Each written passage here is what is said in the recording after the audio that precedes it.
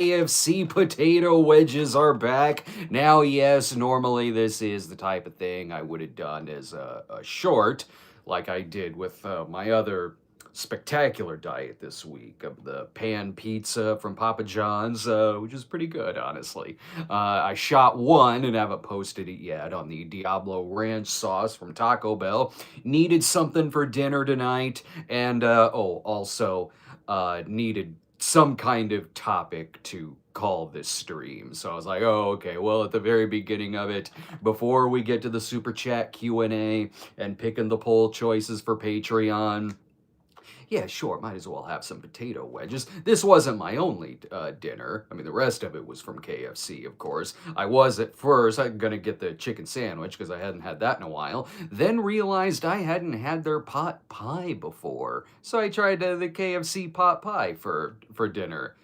That was actually quite delicious and bigger than I thought it would be. I was expecting like a tiny little thing, but oh no, it was like that. I mean, I still ate it in like under 5 minutes, as opposed to the 30 seconds if it were very small. Not only has KFC brought back the potato wedges, but also a nice little queso dip that they've made too.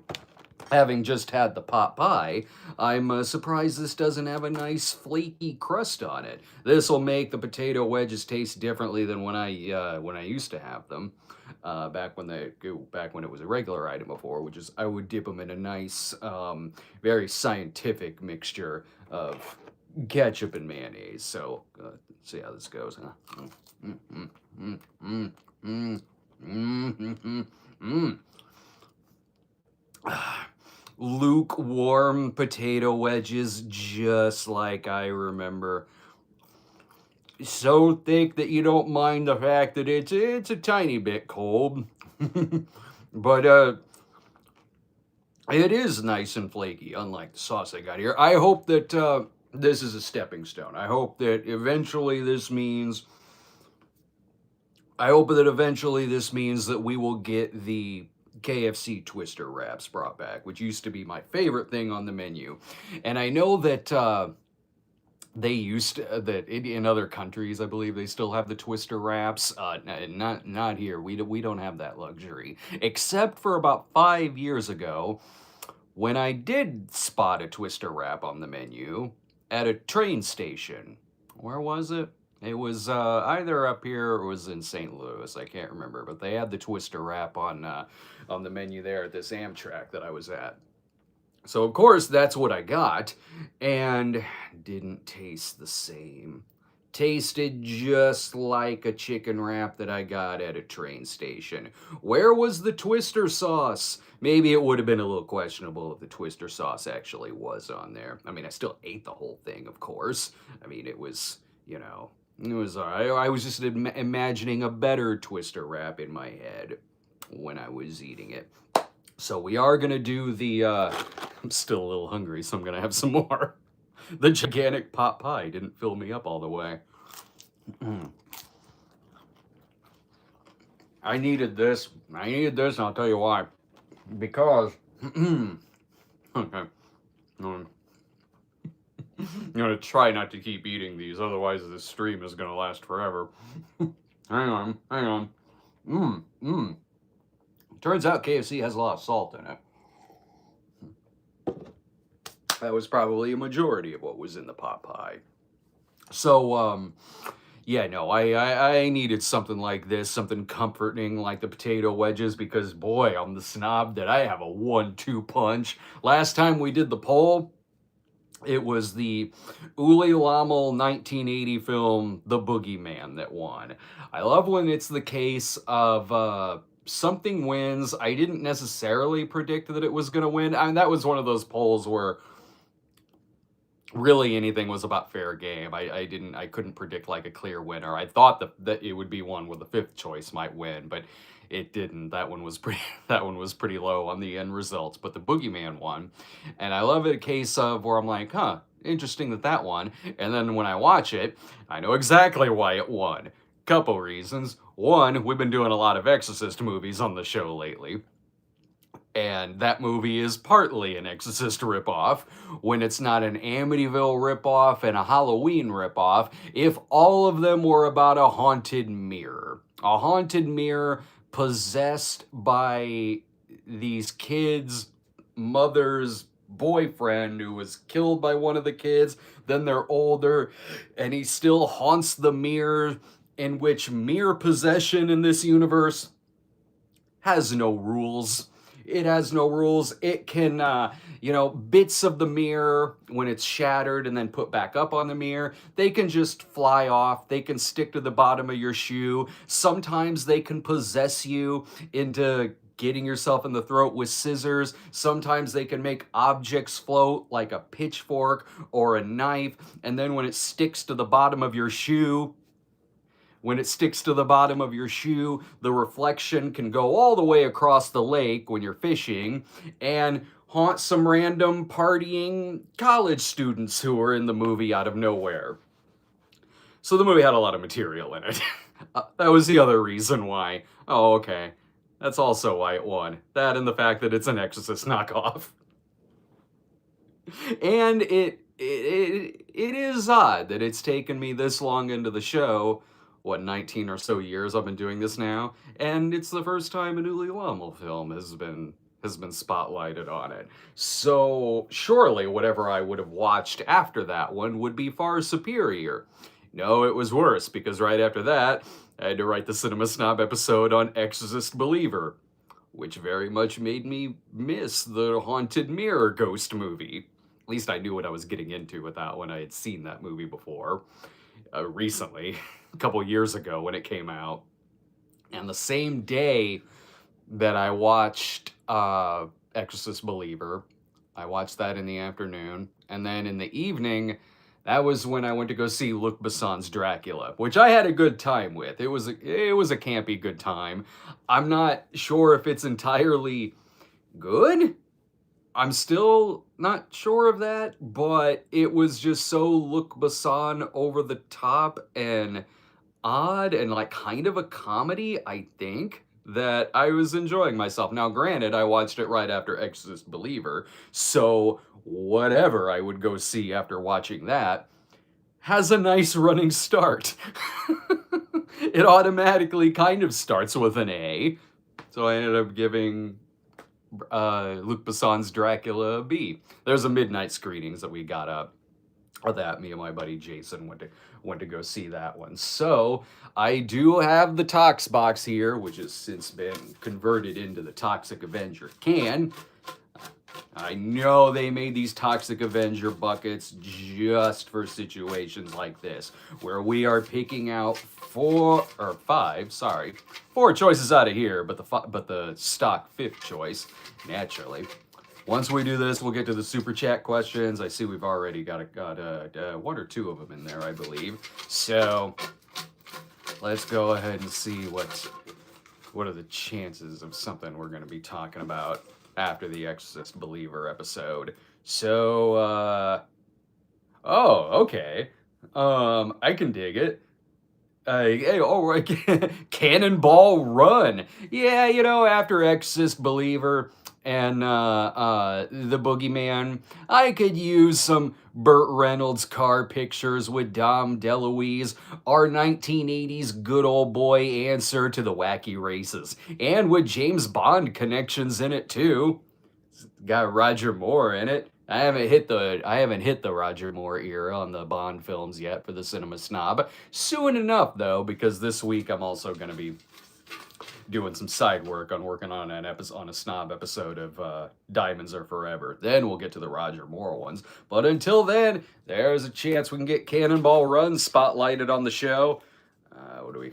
Oh, well, okay. I haven't actually seen this, but I know exactly why I wrote this down. A little movie called Cheerleaders Wild Weekend, which I think might be a little bit darker than what the title implies. Maybe, I don't know. I'm only basing that off the fact that it was one of the dogs of the week on Siskel and Ebert. I always have my Siskel and Ebert playlist going whenever I'm editing a Snob episode. And when it gets into their dogs of the week, sometimes prime material in there. Maybe, possibly, at least going by the titles. So I would kind of write that down and be like, okay, maybe I can put that in the possible poll choices. Sex comedies don't usually win in the Patreon polls. Maybe this one will change. Cheerleaders Wild Weekend. Maybe there'll be enough people who are curious enough about just how wild of a weekend these cheerleaders are having. Go for our third one. Oh, the fun. Well, we got to get just the regular old slasher movie in there. So we've got Toby Hooper's The Funhouse. I think that might do better than Cannonball Run and Cheerleaders Wild Weekend on the poll. Don't know, but that one does get requested a lot, and I've seen it. I remember liking that one, but you know, slasher movie always say, oh, especially an '80s slasher movie, always a safe bet for an episode.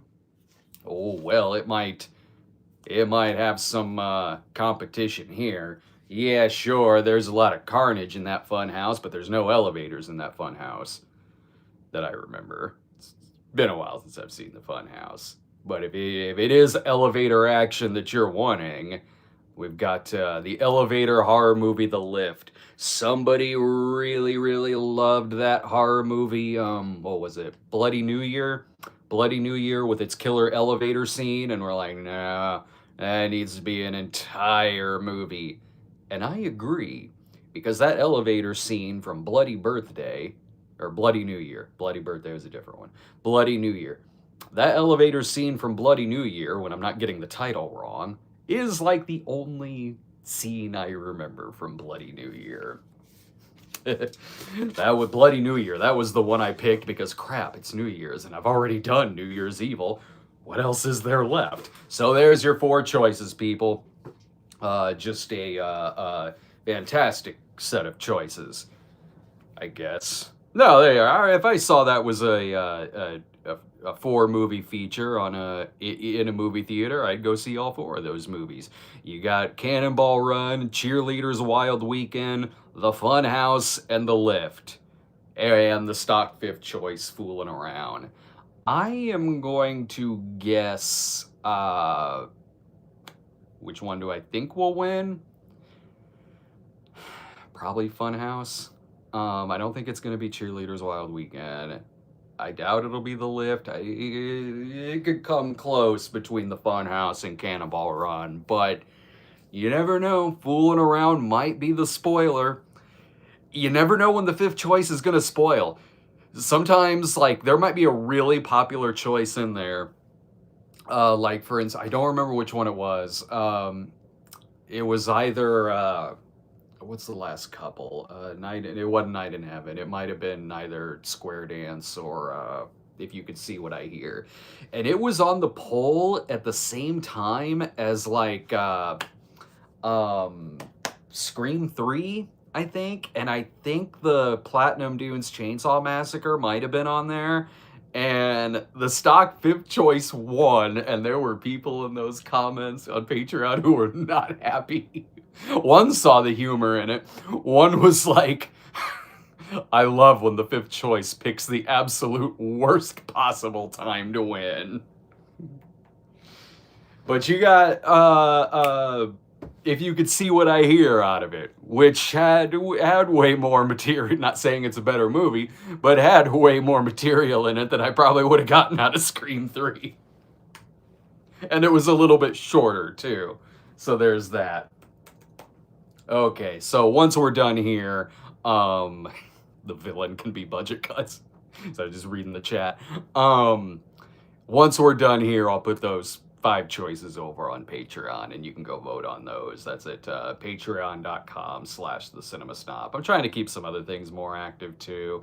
Give us a follow on Facebook if you still hang out on there. Facebook at facebook.com/therealcinemasnob. All right, let me just pull up the stream over here. Once I get, hang on. Yes, that was the sound of Miss Rachel. You can tell that I had this on in the kitchen when my son was hanging out. We weren't watching anything from my channel over on there. Okay. just close out of some things. Oh, I'm keeping my Siskel and Ebert playlist up because I'm going to be editing Exorcist Believer tomorrow.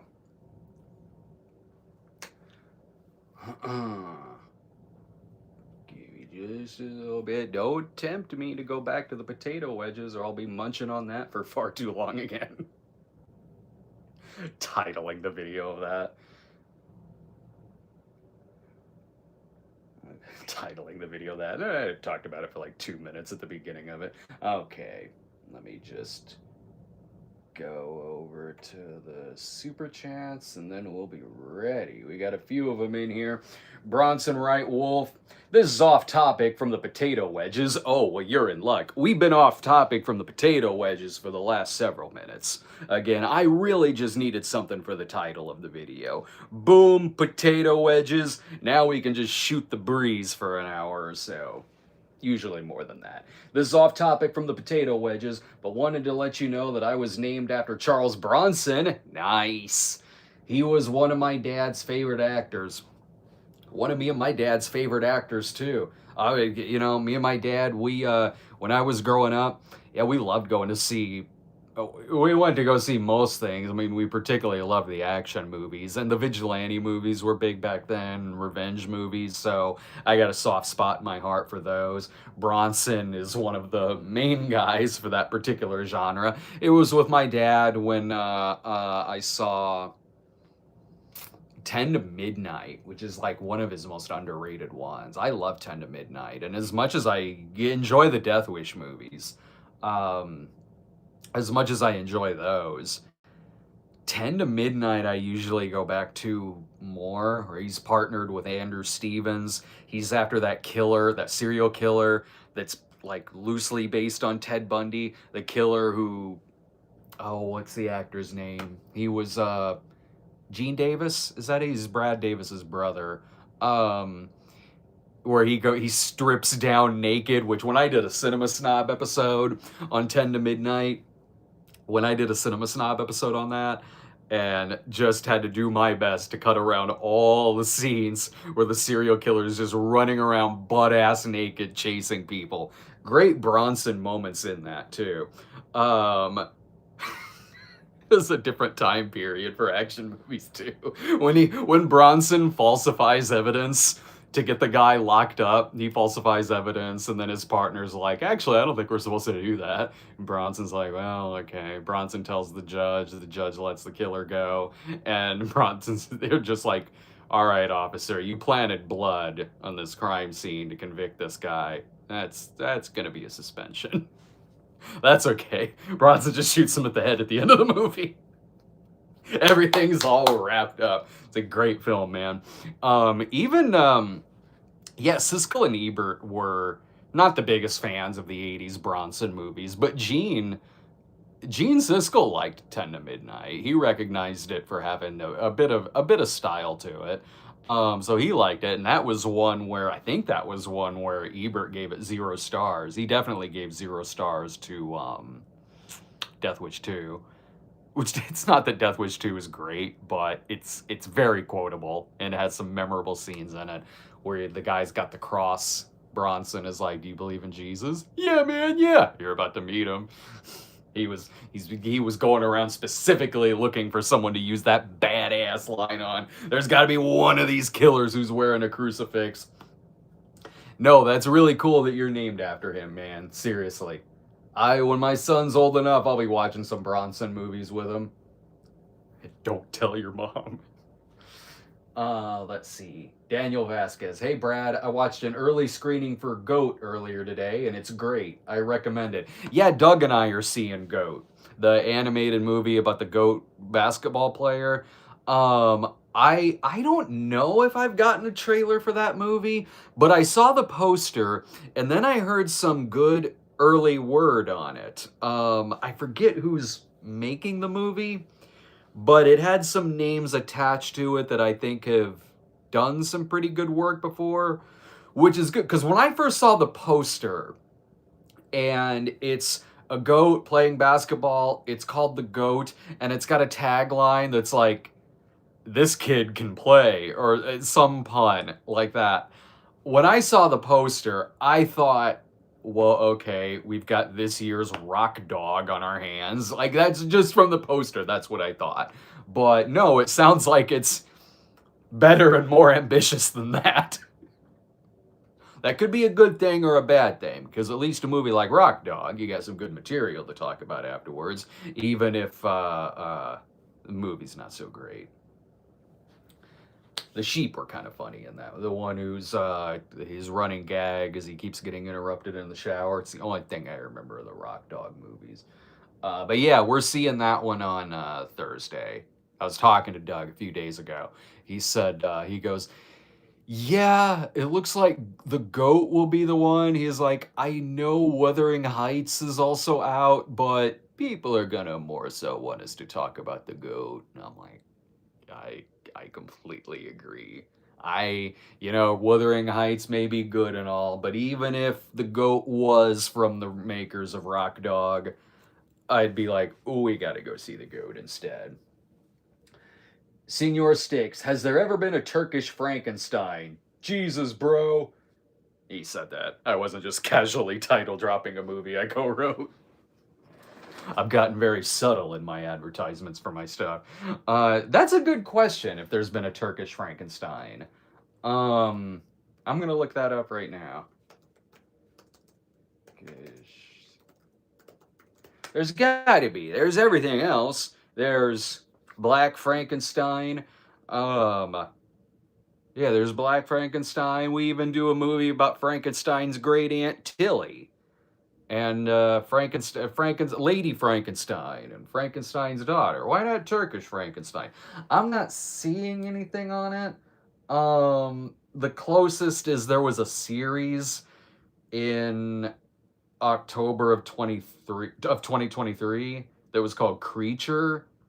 That's a Turkish series based on Frankenstein, but it doesn't look like the kind of thing that you're thinking of. Like, something that would be close to like a Turkish Exorcist. Which I guess considering all those movies I've been doing lately, I probably should also do Turkish Exorcist. There's Oh, you know what?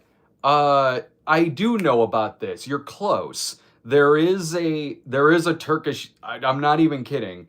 There's a Turkish Young Frankenstein because I remember I came close. It's from 1975, so that's probably closer to what you're thinking of in terms of quality.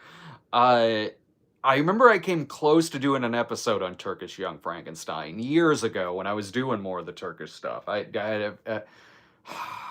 know I have an old episode on Turkish Star Wars. I did Turkish Rambo at one point. I should probably do Turkish Dirty Harry because it's crazy. It gets madness at the end of that. But Turkish Young Frankenstein, I didn't end up doing an episode on because I couldn't find any copy of it that was either dubbed or subtitled. Sometimes I can get away with that. But for a movie like that, that's a comedy or it's a ripoff. I'm assuming it's a comedy. It's a it's a remixploitation movie on a comedy. Something like that, I kind of do want to know what they're saying in it, or I could just assume they're saying the same lines from Young Frankenstein. So yeah, there's Turkish Young Frankenstein. Um, Bronson Wright Wolf. Oh, um, oh, I skipped one. Oh, I skipped a few. Sorry. Let me go back up. Oh, this works out. Bronson Wright Wolf was next again. The lyrics to Diary of a Madman make you feel like you're trapped in a haunted mansion. It's a good song to listen to while passing out candy. I'll have to remember that the next time I'm passing out candy. I'm still deeply into character from 26 years ago, 23 years ago. From 23 years ago, where I played the serial killer known as the Candyman. Diary of a Man. What is that? Sorry, let me look that up.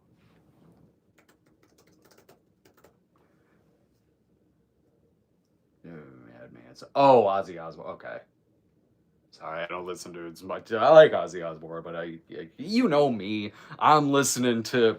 I'm listening to funky stuff like I'll put you sure some dark stuff is in like horror disco. I love horror disco. So, you could quote struck by boogie lightning to me from Don't Look in the House and I know exactly what that is. But yeah, maybe I'll put that on later. Why not? While you mentioned it. For the next time I pass out candy. Bronson Wright Wolf. Um if Vanilla Ice were to make his own slasher movie, he should call it Slice Slice, baby. Get on that, makers of Winnie the Pooh, Blood and Honey. You've done the slasher movie versions of children's tales before, from Winnie the Pooh to Peter Pan to Bambi. Why not songs? Rom-coms used to do that. Remember when that was a thing? Where rom-coms just had the titles of songs like Can't Buy Me Love, My Boyfriend's Back. I know there's way more. Some Kind of Wonderful. Um, Something to Talk About, when like that was a thing, even if like maybe it didn't necessarily play into the plot. I guess the title Can't Buy Me Love played into the plot, but even if it does, even if it sort of kind of does, it's like, well, that's already kind of a recognizable name. Let's throw it on the movie. They need to start doing that with horror films. Slice Slice Baby, get on it. Give Vanilla Ice his comeback. Why not? He'll be getting a little bit of one this year when they re-release Secret of the Ooze back to theaters. Jacob Matthew Crawford, my buddy, Jacob Matthew Crawford. Fingers crossed for the Cannonball Run. Yeah, we'll see if Cannonball Run can win that race. They do have Captain what was his name? What was Captain Liberty? Was that it? The Dom DeLuise's superhero alter ego in that film. It'll be one step closer to getting Cannonball Run 2. And then Cannonball Run 3, Speed Zone. Speaking of movies, Ebert gave 0 stars to. Fingers crossed for Cannonball Run. Those two movies were my middle high school years. Crazy to think they were produced by Albert S. Ruddy. Oh man, yeah. I mean, I grew up with the Burt movies, especially the Good Old Boy movies. I did. And his action pictures too. I love Sharky's Machine. So I got a soft spot for those. Even the way lesser ones like Stroker Ace, stuff like that. But no, when one is put together in a nice, really funny package like Cannonball Run, it works. I like Cannonball Run. I got a soft spot in my heart for it. It's been a long time since I've seen Cannonball Run 2. I know that one's not really thought of fondly, but I talked a little bit about it in 1984 in film. I'm sure eventually we'll get to Cannonball Run 2 on an episode. But thinking back on it, I was like, if you rewatch it again, no matter how it turns out, it is almost a bittersweet film in a way, because it is kind of the end of that Good Old Boy era of like car comedies. The Smokey and the Bandit movies. There was, of course, Stroker Ace, but Stroker Ace didn't do very well. You could fit that same style of humor in with Every Which Way But Loose and Any Which Way You Can. And there were Corman knockoffs of them, too. There was one called Smokey Bites the Dust. But Stroker Ace didn't do good. Cannonball Run 2 did, like, okay in its opening weekend. I don't think it lost money, but it didn't make what the first one did. And so it was kind of the end of that type of film. I mean, later there was Speed Zone, but that was long past when those type of movies were kind of big, and Speed Zone wasn't even released as Cannonball Run 3, even though it was.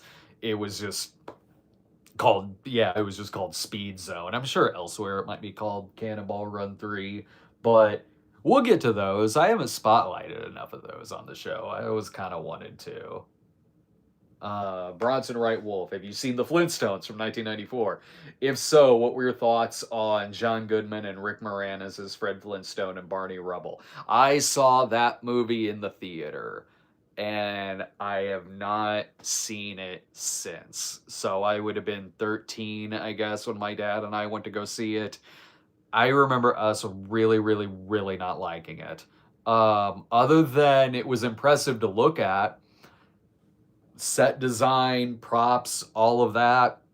Yeah, you could see the money on screen. The sets and everything, they were glorious. It was very, very ambitious, but had a script that wasn't that much better than the Beverly Hillbillies movie. So I guess if you like that one, they kind of go hand in hand with each other. They're about the same freaking film, except in one they're cavemen. Um, no, I remember not like I remember kind of being bored by it, to be perfectly honest. Um, I haven't seen it since. I don't know. It could maybe I could find some enjoyment out of it if I watch it again, but I do remember it being well cast. Like, yeah, John Goodman, perfect casting for Fred Flintstone. Elizabeth Perkins as Wilma. You know, that was good casting. Yeah, Rick Moranis, yeah, he was, I would have thought maybe like Danny DeVito maybe. But no, Rick Moranis was good. Rosie O'Donnell was miscast. That was total miscasting. But other than that, Kyle MacLachlan was the bad guy in that. I'm sure if I watched it again, Kyle MacLachlan would probably be my favorite part of it. I never did see the Flintstones in Viva Rock Vegas. I never saw that one where it was. I like Mark Addy. He stars in it, and Stephen Baldwin. When Stephen Baldwin was headlining some movies like that. I don't remember. Oh, Kristen Johnston. I think she was in that one. Um, Sorry, it's a prequel, not a sequel. When Fred met Wilma, it was the when Harry met Lloyd of its time. Bronson Wright Wolf. Can you imagine the return of Eddie Weinbauer? Oh, well. Can I? Hang on. Let me see who that is first.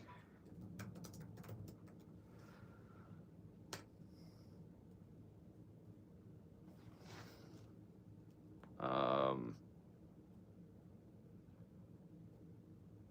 Weinbauer. Sorry, it was giving me a whole other name. Okay. Trick or Treat, 1986. Sorry, you're more up to speed on your. I should have known it would have something to do with Ozzy Osbourne. He was in that film. Ozzy and Gene Simmons were in that one. Gene Simmons pretty good in that movie. For the little bit that Ozzy's in, he was good in it.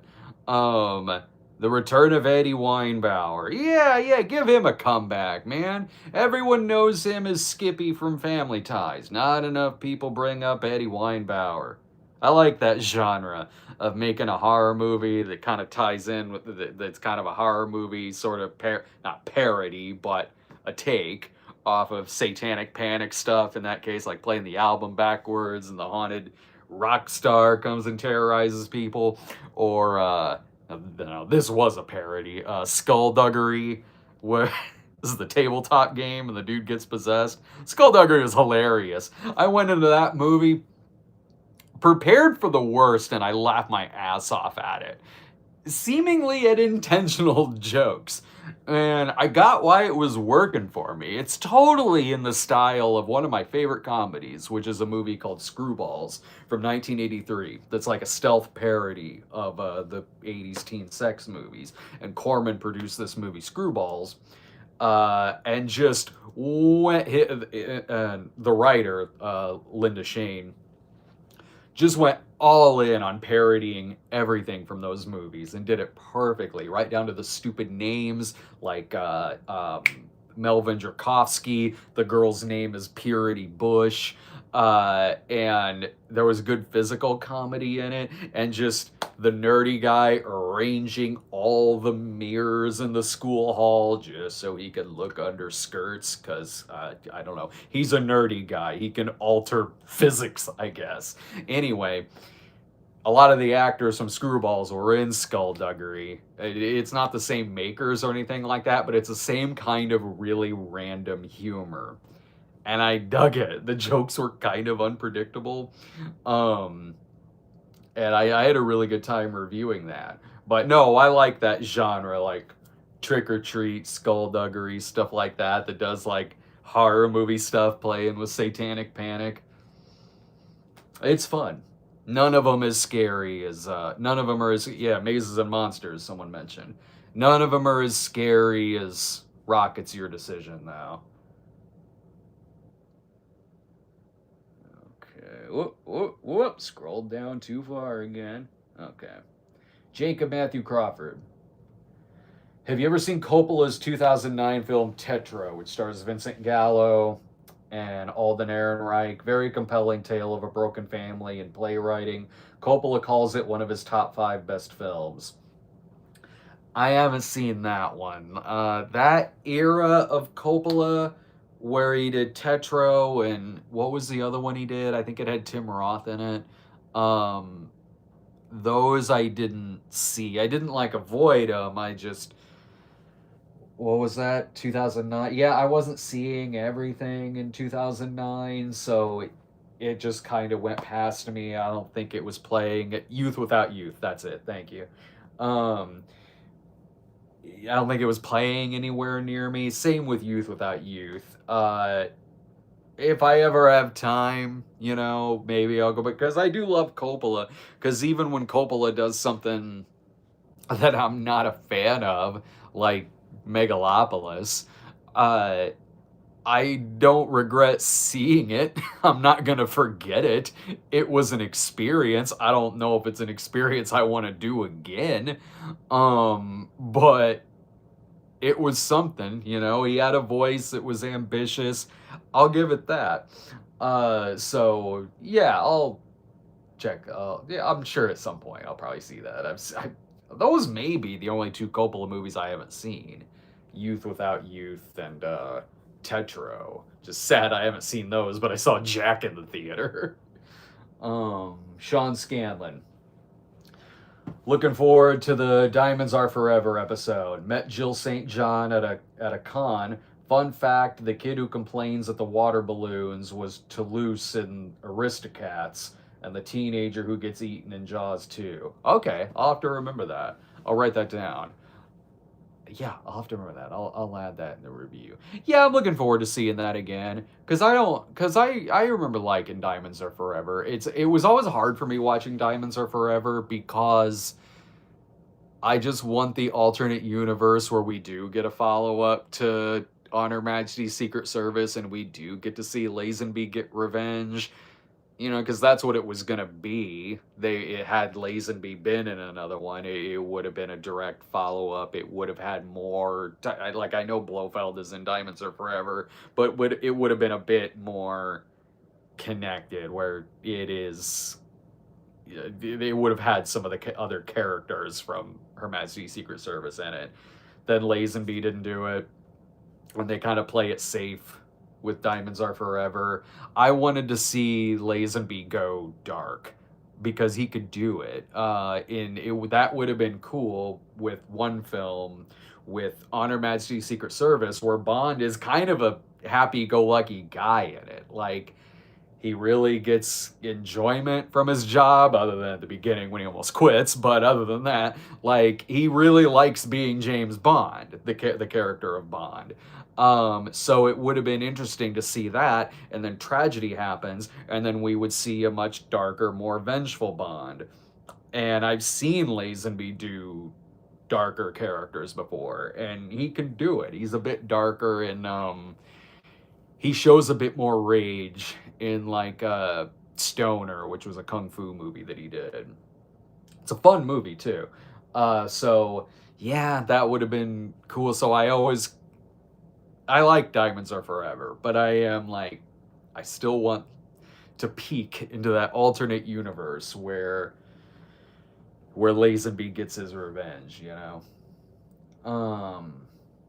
Movie Fanatic. Hey Brad, I was wondering what happened to your site where you had all your snob videos on. Is it not there anymore? That's a bad thing to ask.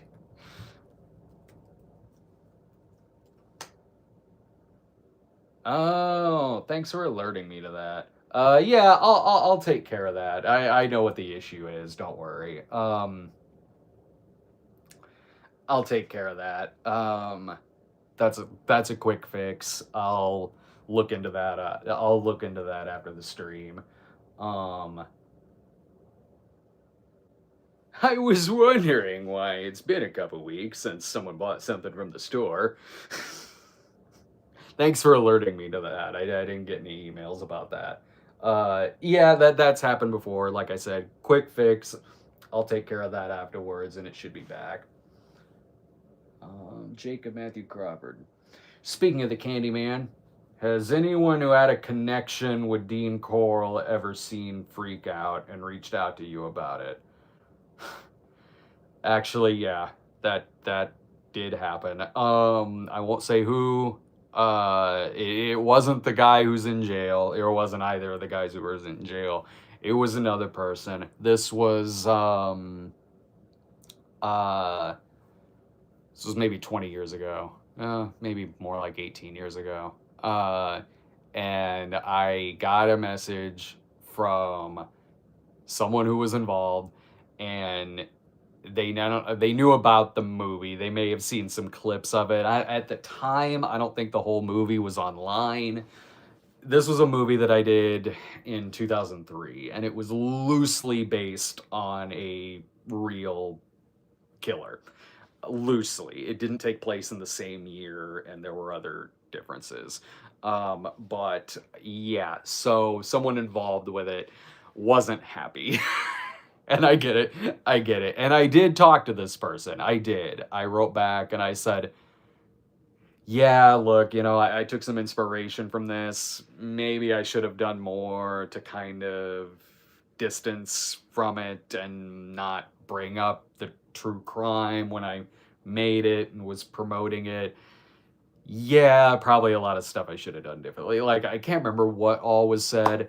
After that, it was really cordial. It was. After that, we were talking for a little bit more afterwards about other things.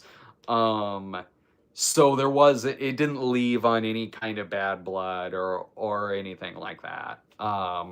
So yeah, that was an interaction I wasn't expecting when it happened, but I did offer my apologies for maybe not doing enough to kind of differentiate the two things. And, you know, being young and doing a movie like that, and maybe some other stuff I was doing at the time too. Didn't think of, unfortunately, didn't think of, oh, right, there's real people involved with this. I probably should have thought about that. But no, we had a good conversation and everything, and it left on a very, very good note. Not that I didn't keep in touch or anything like that, but it was nice that it didn't end, the conversation didn't end terrible.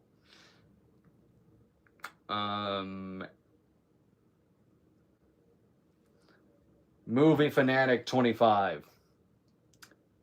It's ridiculous you can't repost your old videos on YouTube because of these ridiculous guidelines. I mean, I get it. Those episodes were edited differently. Clips were a lot longer. I put a lot of other copyrighted material in those old videos. Even some of the stuff that's said probably would probably get hit on YouTube today. I mean, I get it. Also, I really wouldn't re-upload those anyway, even if I could. I think that they're just fine over on the archive site. Once I get the archive site back up, that's where they'll be. But nah, those I wouldn't re-upload those because I don't like my writing as much back then. The quality certainly wouldn't fly in terms of visual quality. It just wouldn't be one of the first things that I'd want someone to see if they come across my show. So I think they're totally fine over on the archive site. I've got no problem with that. And it gives me an excuse to remake some of the episodes too. Like I don't make a habit out of that, But no, I remade Super Hornio Brothers. I remade the Texas Chainsaw Massacre episode. Kind of gives me an excuse to revisit some every once in a while. Bronson Wright Wolf, Danny DeVito recommended Rick Moranis for Barney Rubble. Yeah, I did hear about that. I knew that they had someone else in mind, and that person recommended Rick Moranis. I figured it was Danny DeVito, like I thought it was, but I wasn't 100% sure. That's why I didn't mention it earlier. But yeah, no, it was a good recommendation. Rick Moranis, he was really good in that movie, as much as uh, I didn't care much for that movie. Most of the casting I thought was good. Movie Fanatic. Hey, Brad, we ever join Double Toasted as a guest again during a review? I love you all together. Absolutely. Next time I go visit Austin. Also, Corey and I are talking about doing something. I guess I can mention this because he mentioned it on his show. We're talking about doing a live show together. Probably in Philadelphia. I don't know when yet. He's got someone working on that. But last time he was in Chicago, uh I went to go see him when he did a show in Chicago, and I got on stage with him for a little bit, and Oz was there too, and Oz got up on stage, and it was great. It went over great, and afterwards, he mentioned like maybe we should try doing some show together in the future, and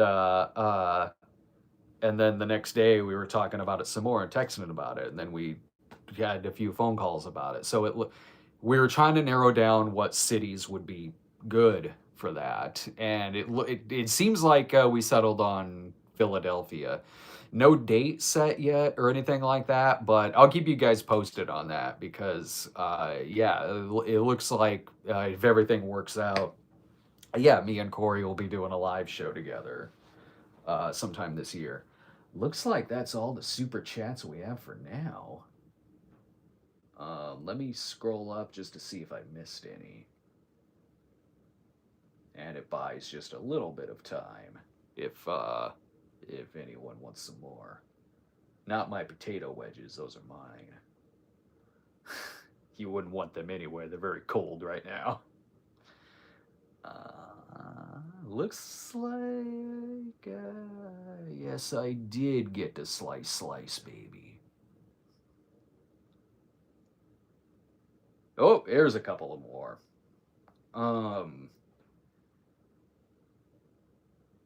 Eclectic Ennui. Will Jason be returning for more midnight screenings episodes? Yes, yes. I've been looking. I've been really looking for someone um who would be available to do some more because Doug and I do a lot, and that's all dependent on if Doug's already seeing the movie for Channel Awesome, then I see it and we get together and talk about it. Sometimes Rob is available and does it, but Jason also has. We were talking the other day, and he said, "Yeah, man, my availability's good. Just whenever you need me." He said, especially horror. He's a like me, a huge horror movie guy. He knows his shit too. And we did the video together on Dracula the other day. And he was worried going into it. He was like he goes, "Are there any rules to this?" I go, "No, not really." I go, it's just pretty free form. We just see where the rhythm goes. It's very conversational, very free form review conversational. And afterwards he was like, "Yeah, I was worried I was gonna shut down or something in front of it." I go, "No, no, I wasn't worried." No, and he did a great job. It was really fun doing that episode with him. So I look forward to doing many more episodes of midnight screenings. And I said to him, I go, "If you got kind of a brain fart, it's no big deal. That happens to me. I've been doing midnight screenings since 2011, and no, there's episodes where I brain fart." Or I'm just kind of in zombie mode. Usually it depends on the movie. But I know that if I'm like that, there's another person there who's good at carrying it too, especially when I do them with Doug and Rob. They can sense if I'm a little brain farty, but there's always the other person there to kind of keep everything going. So I go, it's a really relaxed show. It's an easy one to do. So yeah, he'll be on some more episodes. Movie Fanatic 25. You're the best, brother. Love all your videos, Brad. Hope your family is well also. Thank you. And thank you so much for the questions, too. That really means a lot. And all the best to you as well. Jacob Matthew Crawford, here's a bizarre fact for you. Trey Parker, around the time of season one of South Park, was getting around the time season one of South Park was getting prepped, was offered to direct Barney's Great Adventure, the Barney the Purple Dinosaur movie. I think I did hear about that. Yeah, man. I want the Trey Parker version of Barney the dinosaur. Somewhere in there, sexual harassment panda would be on there. And the guy who's in the worm costume. And all the other, what was it? The Island of Misfit Mascots? Is that what it was called? It'd be the bloodiest Barney product since SNL when Charles Barkley went one on one with Barney and Barney's eye was hanging out. Yeah, give us that. It's not too late to give us the Trey Parker Barney movie. Or maybe it'd be a little too close to Death to Smoochie. Sean Scanlon, have you watched Batman Beyond? George Lazenby played a villain in one episode. Yeah, he plays King, right? But I did watch. I watched it just. I watched it just. I'm not even kidding. I watched it just for George Lazenby. I'm like, oh, George Lazenby plays King in Batman Beyond. Hell yeah, I'm gonna watch that. Um, Also, thank you for bringing back Jason Laws into the spotlight this week. Um, oh, sorry. Speaking of brain fart, sorry, I just saw another question pop up. Yeah, of course. I regret that I didn't think of that sooner. To be perfectly honest, because yeah, I knew he would do a really good job on it, especially if we're at something horror related. So yeah, we'll be doing something else again soon. This coming weekend, I know Doug and I are seeing Goat, but I'll see if there's something horror related. Jason and I can see. I'm gonna try to see Whistle. I'll have that as like a members only Patreon review by myself. I might go sometime during the week and see that. John Bondi, have you seen the Netflix film Cuties? No, but I remember when it came out.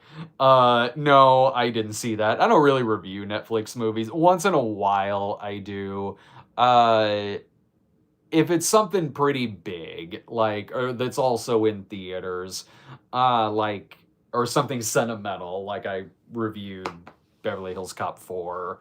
I reviewed The Rip, because I it was already planning on watching it anyway, because I love Joe Carnahan, so I watched it and was like, well, I saw it, I might as well review it.